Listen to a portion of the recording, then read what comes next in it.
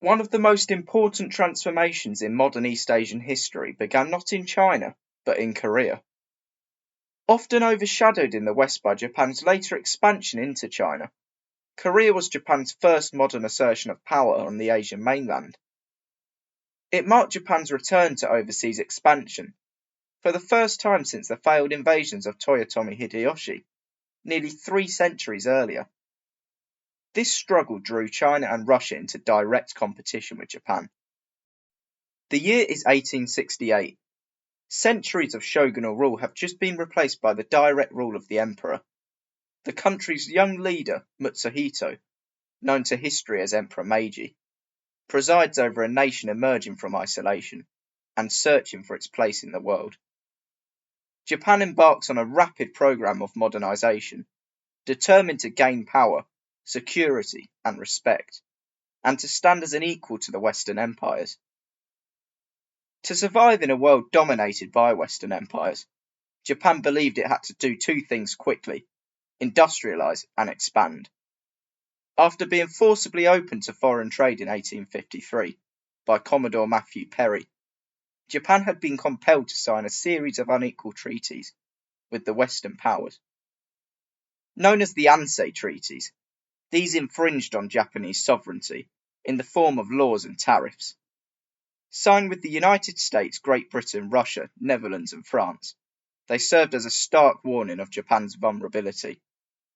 The new imperial government was determined to ensure that this humiliation would never happen again. Korea, like Japan, was an isolationist nation that limited foreign contact. Although the two neighbours maintained relations, these were tightly controlled under the traditional Kyorin order.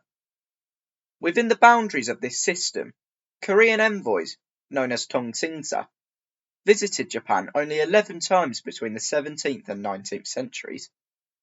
Japanese envoys travelled more frequently, but they were restricted to the port of Busan, a legacy of Korean distrust following Japan's invasion during the Imjin War of the late 16th century. Soon after the Meiji Restoration, Japan sought to negotiate its traditional relationship with Korea, though Korea wished to stick to the Kyorin order.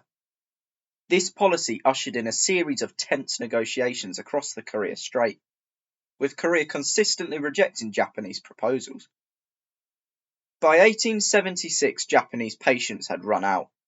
They knew that Korea was weak, plagued by internal divisions. They understood that any use of military force could exact concessions, in much the same reasoning to that of Commodore Perry 20 years prior. Kangwa Island became the focal point. The island lies at the mouth of the Han River, the gateway to the Korean capital, Seoul. Both the French and Americans militarily engaged with Korean forces in and around the island in the last decade. It was now to see its latest interaction with foreign powers, the Japanese. For Japan, Korea was essential. If Japan could not command respect from its closest neighbour, it would never command respect from the world. Therefore, they were left with no choice but to use force. In late May 1875, 3 Japanese gunboats arrived in Busan during negotiations. In September, the gunboat Unyo sailed to Kangwa Island. It came into conflict with the Choji fortress. Afterward, it moved on to Yojong Island, capturing weapons and personnel, before returning to Japan. In January 1876, Tokyo returned. 4 warships conducted a naval demonstration off the Korean coast, as new envoy Kuroda Kiyotaka arrived to negotiate. Despite resistance, Korea was compelled to sign the Japan-Korea Treaty of Amity in February. The treaty mirrored the unequal agreements Japan itself had once been forced to accept. Several ports, Busan, Wonsan, and Incheon, were opened up to Japanese trade, and Japan gained extraterritorial rights. Korea had been opened at gunpoint, and Japan had taken its first step as an imperial power. Japan's growing influence in Korea inevitably brought it into conflict with China. Korea had long been a tributary state of the Qing Empire, and China viewed developments on the peninsula as a direct threat to its authority. So China had a stake in Korean affairs. Japan challenged traditional Chinese dominance openly, not only in Korea, but elsewhere. including with the annexation of the Ryukyu Islands in 1879. Throughout the 1880s, China strengthened its grip on Korea. King Kojong attempted reforms to modernize his country, but instability followed. As in Japan, hard power was seen as essential to achieve this aim. However, rather than seeing his goals materialize, the king watched his nation fall into crisis. Soldiers furious with not being paid rose up. In 1882, unpaid soldiers revolted, attacking government institutions and even the royal palace. The queen had to mount an escape. Japanese advisors, like Horimoto Reijo, who was brought over from Japan to help strengthen the Korean army, were targeted and killed, forcing Japanese civilians to flee Seoul. The Japanese were furious. They mobilized their troops. China was also involved. The Queen sent for their help. They sent thousands of men to restore order, and China's influence expanded. Soon after this incident, the Imo incident, they signed the China-Korea Treaty of 1882, which gave China more favourable treatment than had been bestowed to Japan and the West. 2 years later, Korea drifted further into China's orbit. Reformist Keiwa factions, supported by Japan, clashed with the pro-Chinese Zedong faction, aligned with Queen Myeong-song in December 1884. The Keiwa entered the royal palace, as the Japanese legation took the king into custody.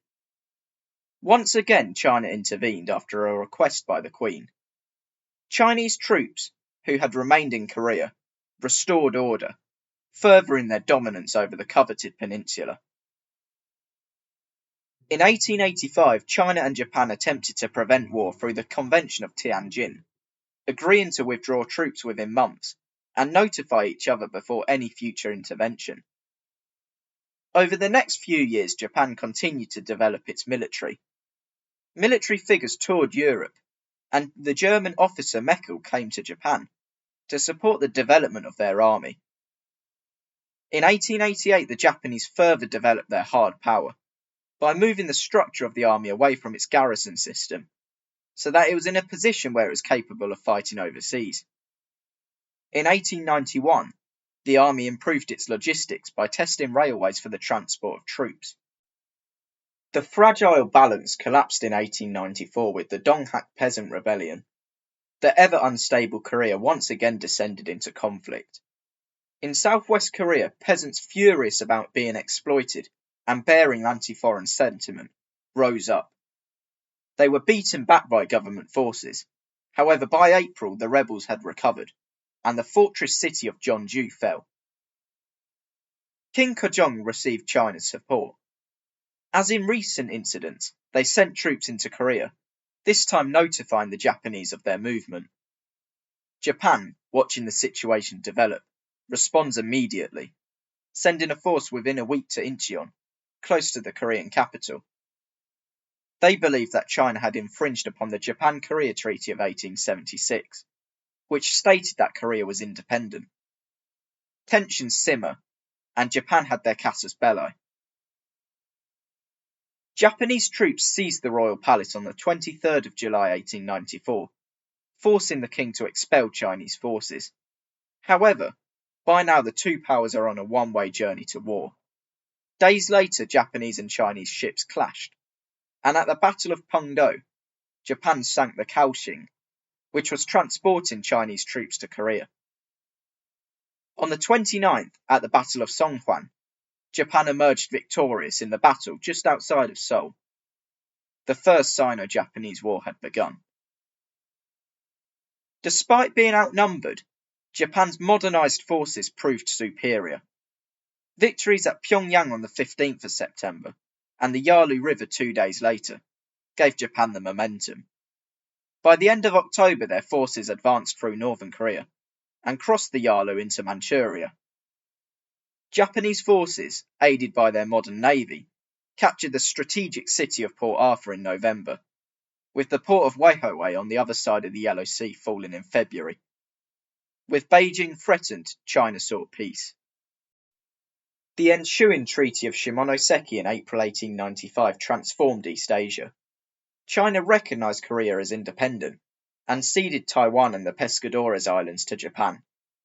Japan had been due to take over the Liaodong Peninsula, yet the Western powers of Russia, France and Germany intervened, forcing Japan to return it to China. However, Japan's military rise and growing influence meant that it gained more respect from Western powers. Britain especially began to curate a close relationship with the rising power. The Anglo-Japanese Treaty of Commerce and Navigation came into effect in 1899, ending British extraterritoriality in Japan, thus bringing the unequal relationship to an end. Back in Korea, Japan tightened its grip. It stationed its troops on the peninsula and constructed railway lines, such as the one from Busan to Seoul. To add to this, Queen Myeong-song, who sought Russian support to counter Japan, was assassinated in 1895. However, with this act, Japan found itself embroiled in a new battle of influence. The Korean emperor sought sanctuary in the Russian legation, owing to his fear of Japan in 1896. Russian influence grew, and Korea once again became the centre of imperial rivalry. Russia also expanded into China. The very land it forced Japan to give up in 1895 fell under Russian influence. Port Arthur became the hub of the Russian Pacific Fleet. The rest of Manchuria also saw Russian influence, in the form of the construction of the Chinese Eastern Railway. This influence was extended by the Boxer Rebellion of 1900, where a coalition of 8 countries, including Japan and Russia, banded together to lead an intervention in the Chinese capital of Beijing. They fended off the anti-foreign Boxer rebels, who had targeted foreign legations. Russia used this opportunity to increase their power in the region. They did not withdraw their troops from Manchuria. So the Japanese decide to negotiate. They send a series of proposals to Russia from 1902 to 1904, where Manchuria would come under Russian domination, so long as Korea entered the Japanese orbit. However, these fail. By 1904, Japan concluded that war was inevitable.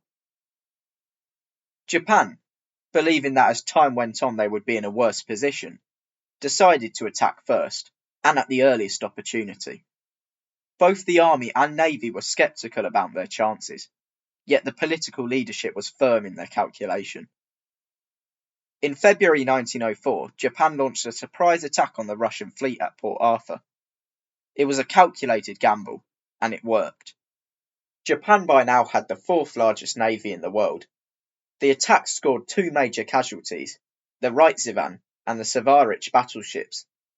The Russian Pacific Fleet was almost as large as the Japanese navy, so success here was essential for victory in the wider war. Makarov, a Russian officer, led a rescue of the Reichsivan and Savarich, which were raised from the sea floor. However, a month later, on April 13th, the Russian battleship Petropavlovsk succumbed to a Japanese mine. Makarov was one of nearly 700 losses. Both sides continued to lay mines at the gate to Port Arthur, and with this naval dominance over the Yellow Sea, Japan gained the upper hand in Korea. The navy supported an advance of 3 divisions from Seoul towards Manchuria. At the Battle of the Yalu River from the 30th of April to the 1st of May, these troops met a Russian force, who suffered twice the amount of Japanese casualties, despite having a significantly smaller force. The gates to Manchuria swing open. Within days, the Japanese staged their next major attack. The Japanese Third Army, targeting Port Arthur, landed on the Liaodong Peninsula. With high casualties, it broke through the Russian defence and shelled the port settlement. This only raised the pressure on the Russian Pacific Fleet, which left port and attempted to head to Vladivostok.